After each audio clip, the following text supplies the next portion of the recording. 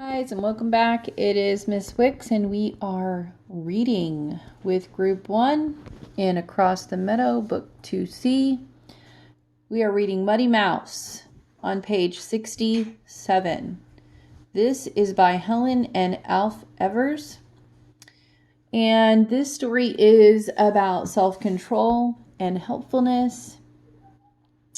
And just to introduce the story, Muddy Mouse loved to jump in mud puddles. But one day, as he was playing on the pasture road, something startling happened. What was it? Well, let's read to find out. Every day, the Mouse family went for a walk. When they came to a mud puddle, Father Mouse walked around it. Mother Mouse walked around it. Sister Mouse and Brother Mouse walked around it too. But little Muddy Mouse walked right through it. He liked mud. His friend the horse didn't like mud. The cow didn't like mud. The dog and the cat didn't like mud. But Muddy Mouse liked mud so much that he cried when there wasn't any.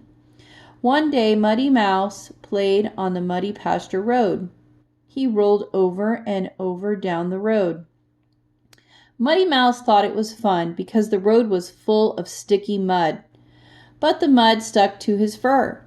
More and more mud stuck to Muddy Mouse until he looked like a big brown ball of mud.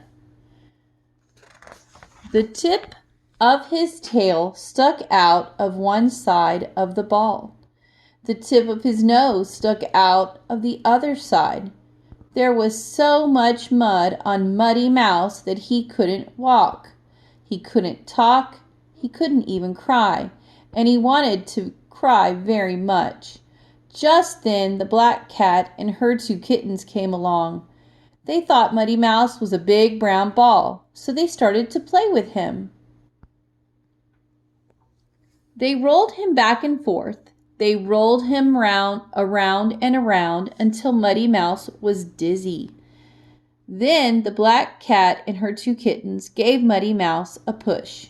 Away he rolled over the pasture. He didn't stop until he reached the fence.